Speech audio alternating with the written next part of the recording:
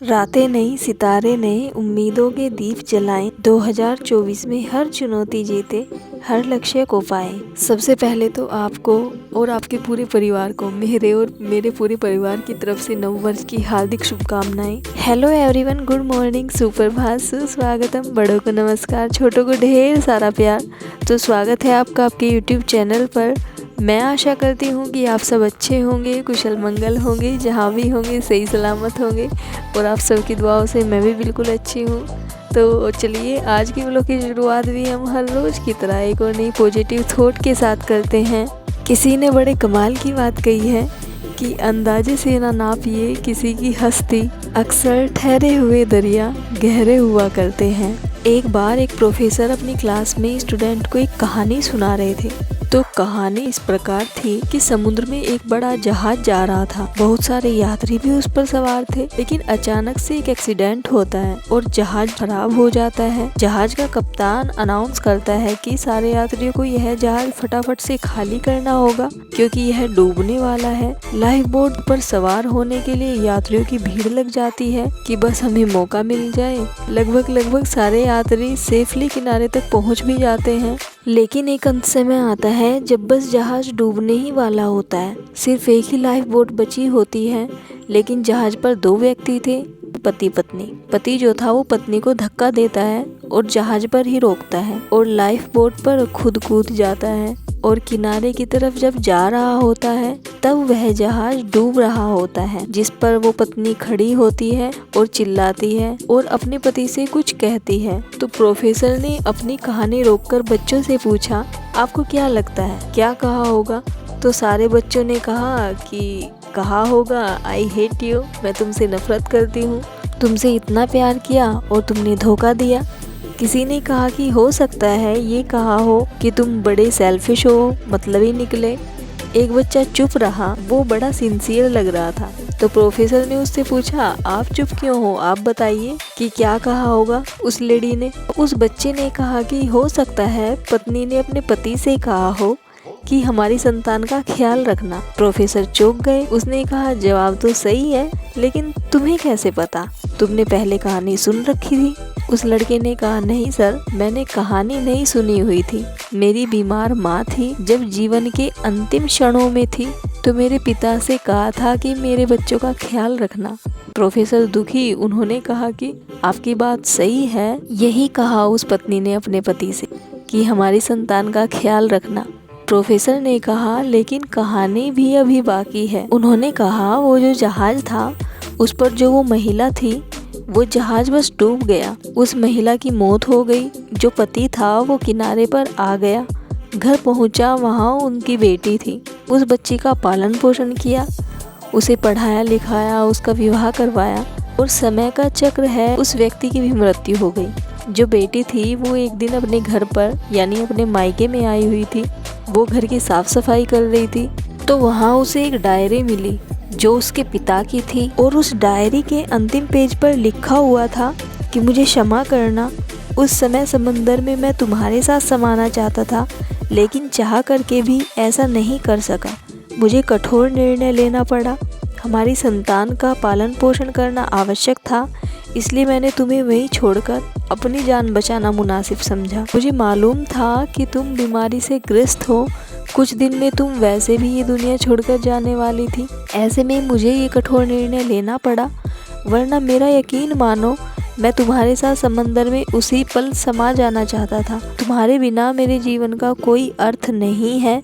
तो बच्ची जब यह पढ़ रही थी तो बस वह रोती चली जा रही थी। कहीं ना कहीं बेटी के मन में ये चलता रहता था कि उस दिन पिता ने माँ को वहाँ अकेले क्यों छोड़ दिया, लेकिन उस दिन उसे समझ आया कि पिता ने ऐसा क्यों किया था। इस जीवन में बहुत सारी बातें सही गलत से ऊपर हैं, बहुत सारी बातें बहुत जटिल होती हैं, जिन्हें समझ पाना हमारे लिए बड़ा मुश्किल होता है। लोगों को बात बात पर जज करना बंद कीजिए, तुरंत प्रतिक्रिया देना बंद कीजिए, क्योंकि कभी कभी बात सिर्फ सही और गलत की ही नहीं होती, बल्कि कम सही और ज़्यादा सही की भी होती है।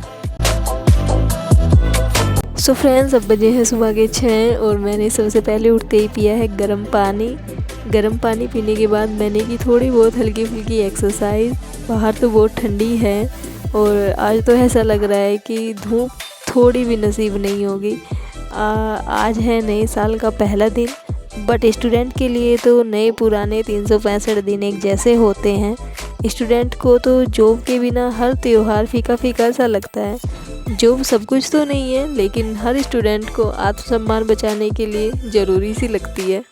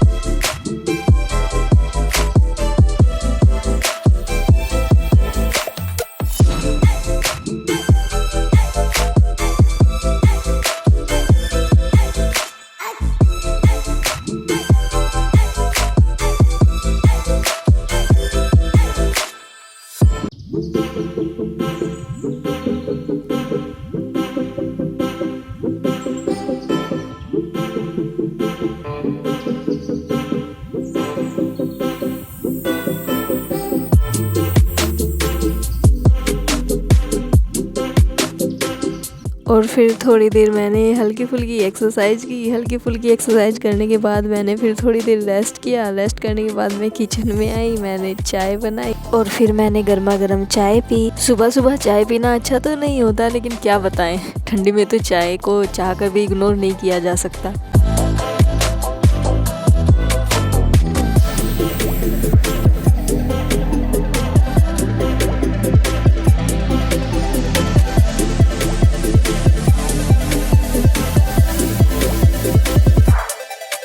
जैसे कि आज है नए साल का पहला दिन और घर में सबकी फरमाइश है छोले भटूरे खाने की।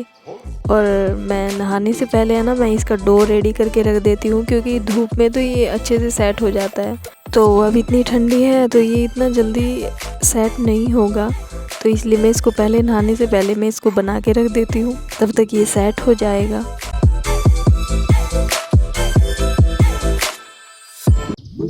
यहाँ पर मैंने मैदे में डाला है 1 चम्मच बेकिंग पाउडर और 1 नींबू का रस।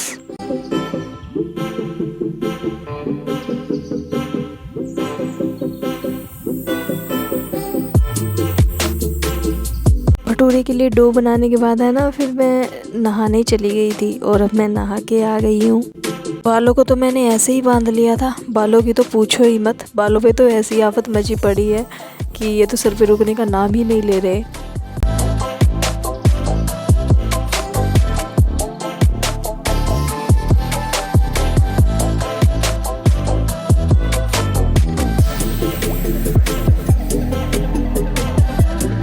और नहाने के बाद अब मैं फिर से आ गई हूँ किचन में।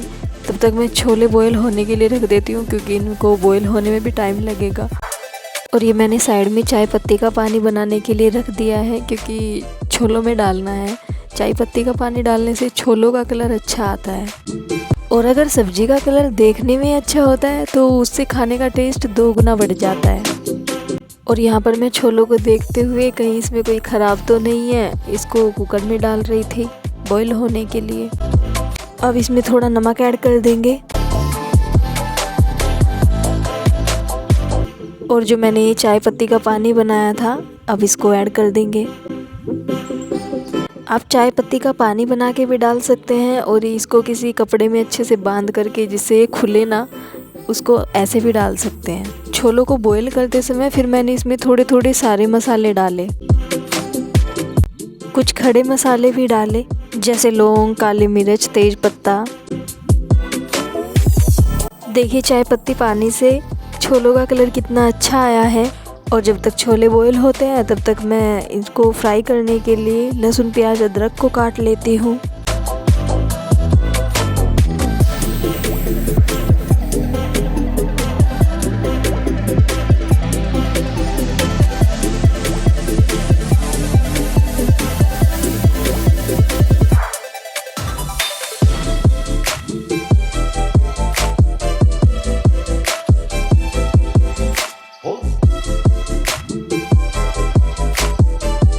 छोले बॉईल हो गए हैं और अब मैं छोलों को अच्छे से फटाफट से फ्राई कर लेती हूँ।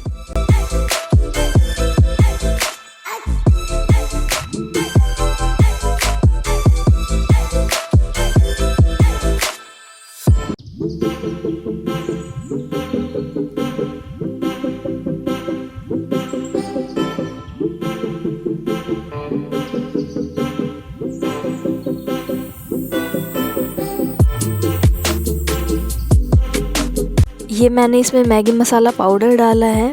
मैगी मसाले से छोले का टेस्ट और ज़्यादा अच्छा हो जाता है।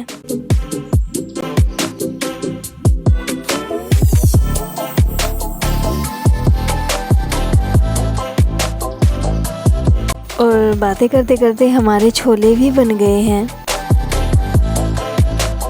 कुछ दिन पहले मैंने मिक्स अचार बनाया था, मिर्च, गाजर, मूली, अदरक का, और मैं एक प्लेट में थोड़ा अलग निकाल रही थी।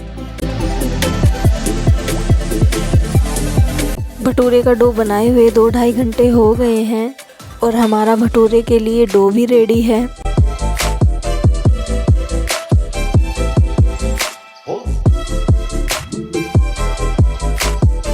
और मैंने थाली लगा के रख दी है क्योंकि इतनी ठंडी है कि भटूरे कढ़ाई से उतरते ही है ना एकदम ठंडे हो जाते हैं। और ये चीज़ें तो गरम गरम ही खाने में अच्छी लगती है। खाना बनाते बनाते ही गर्मा गर्म मैंने सबको सर्व कर दिया था और सबने खाना खा लिया था। और फिर खाना वाना बना के मैंने भी खाना खाया।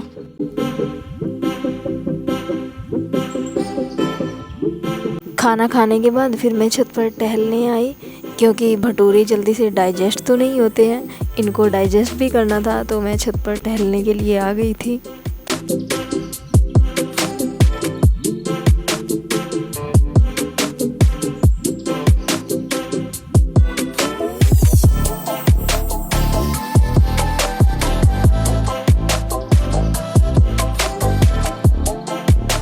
फिर 10-15 मिनट छत पर टहलने के बाद फिर मैं नीचे आई क्योंकि भाई छत पे तो बहुत ठंडी थी।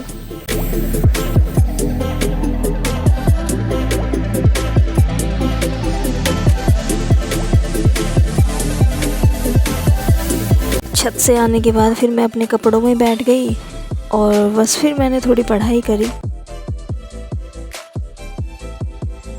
पढ़ते पढ़ते कब शाम हो गई पता ही नहीं चला टाइम का।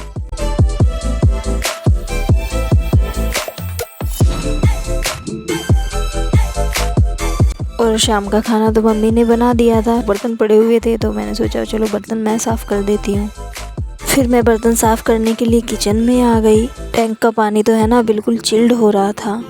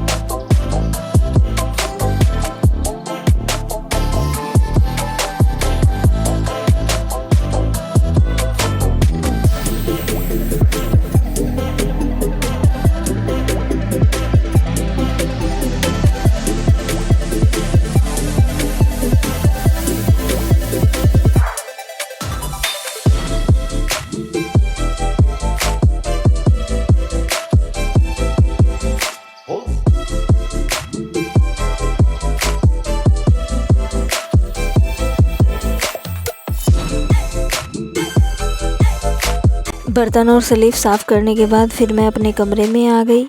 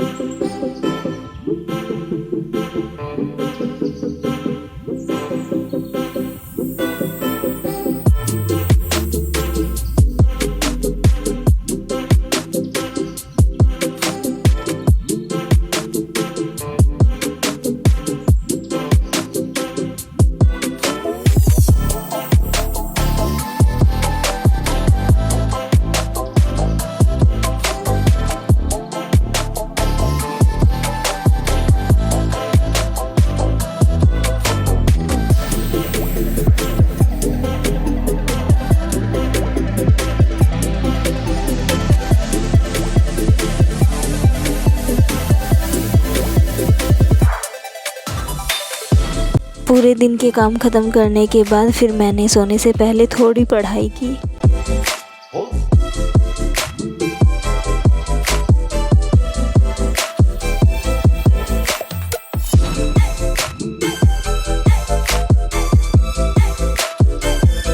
आई होप आपको मेरा ये व्लॉग पसंद आया होगा। अगर आपको मेरा ये व्लॉग पसंद आया है तो मेरी वीडियो को लाइक करें, कमेंट करें, शेयर करें और मेरे चैनल को सब्सक्राइब करें।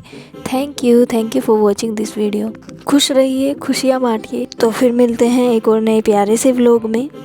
जय भीम, जय भारत, जय संविधान, जय विज्ञान।